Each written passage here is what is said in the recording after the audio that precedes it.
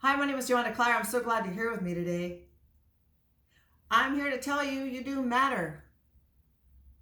You might not think so when you're having a hard time. I've gone through many hard times, but I've come out a winner. Just because I've gone through hard times doesn't mean I can't excel, doesn't mean I can't overcome. It just makes me a stronger person. It makes me a better person, a person that has a voice, and a person that can help people. It's my mission to help people feel better. I took a 6-month course to be a life coach after 30 years in the grocery industry.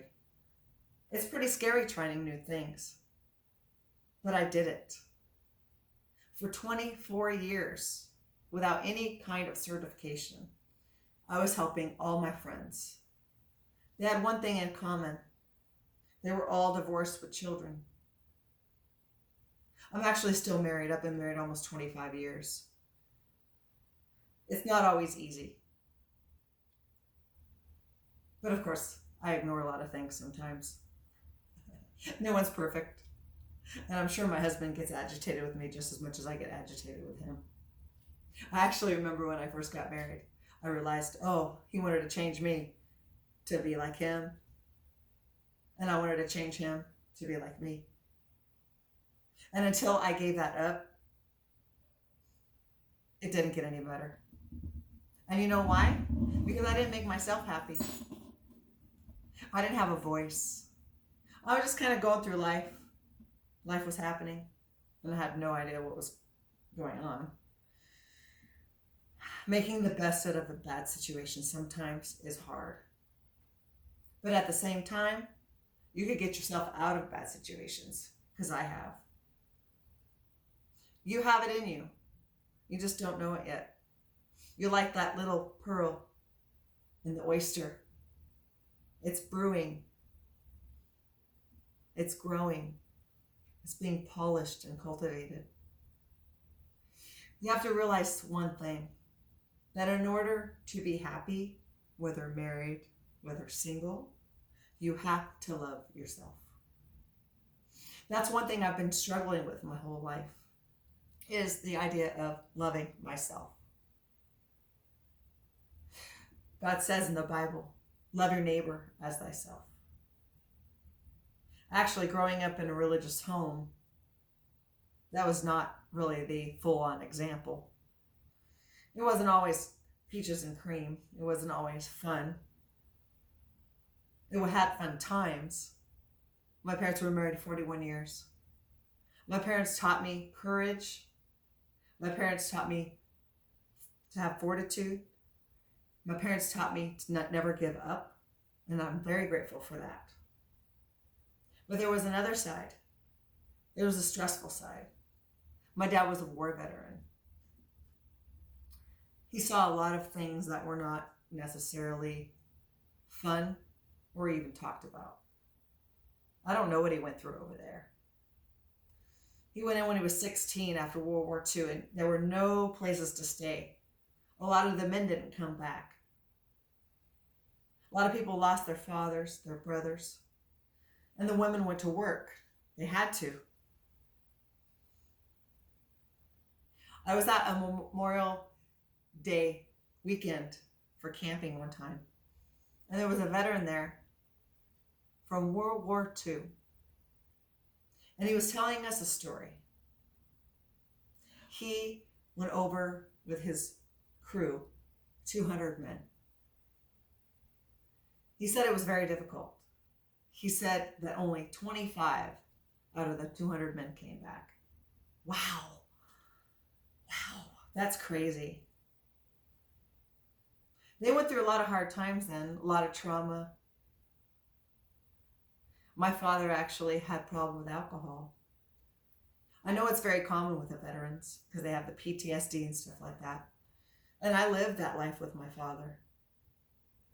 He was a wonderful man, served his country for 13 and a half years, had 5 children, was married 41 years before he died of cancer at age 64.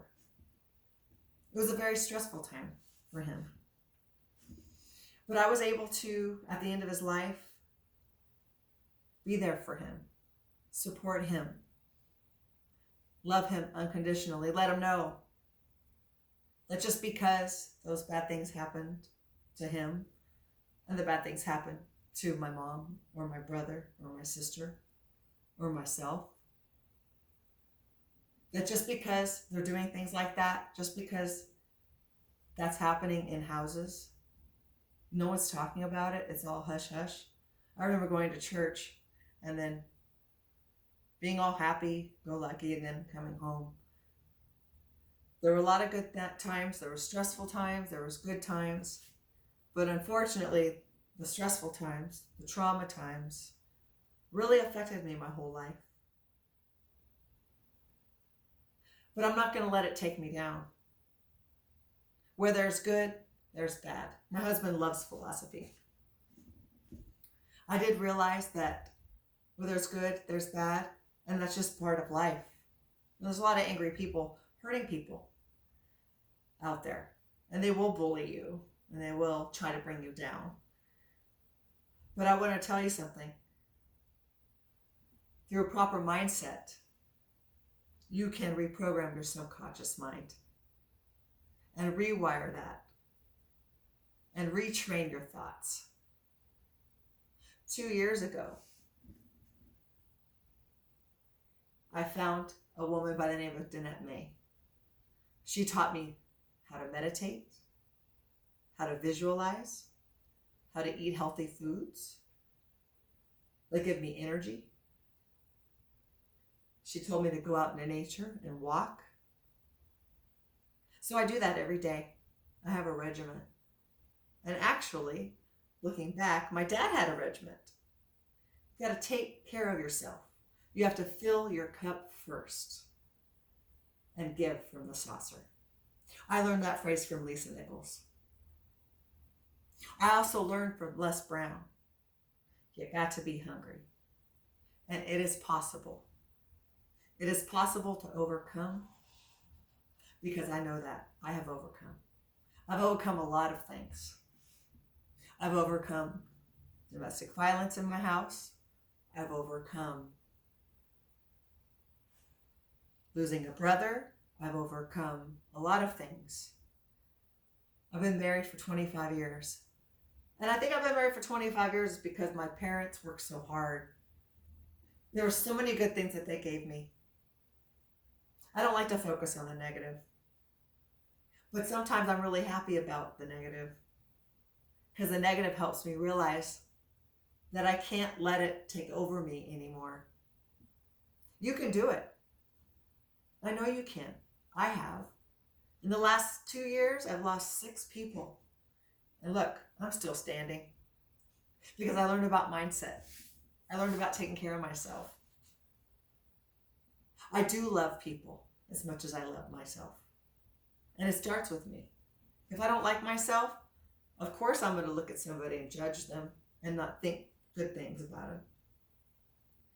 But I can retrain my mind. I have. It's taken me a while, but I have. I suffer also from addiction. Are any of you having problems with addiction?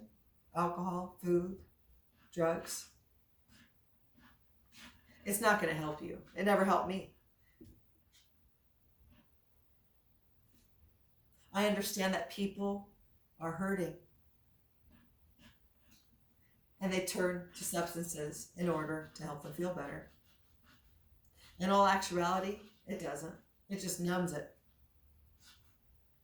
How can you work through things if you're under substances? It goes to your central nervous system and it destroys the good cells. It actually makes your brain not work very well. It doesn't help you see the positive in life. I work for the grocery store. I see a lot of people. COVID is very difficult for people. It's very hard for me. I go there every day. I see the pain. I see the struggle. But I also see months later how people are adjusting, how people are just deciding that they can get through this. I know people have lost a lot of people, and I'm very upset about that because I understand. I've lost 6 people in the last 2 years. I've lost my mother tragically. But our relationships with people are number one. My mom said, people are more important than things. I keep reminding myself of that. And that is a proper mindset. What you tell yourself, you'll start believing. I started telling myself that I'm wonderful, that I can accomplish things, that I could feel my pain, that I could follow through with the fear. You can do it too. You got this. Don't give up.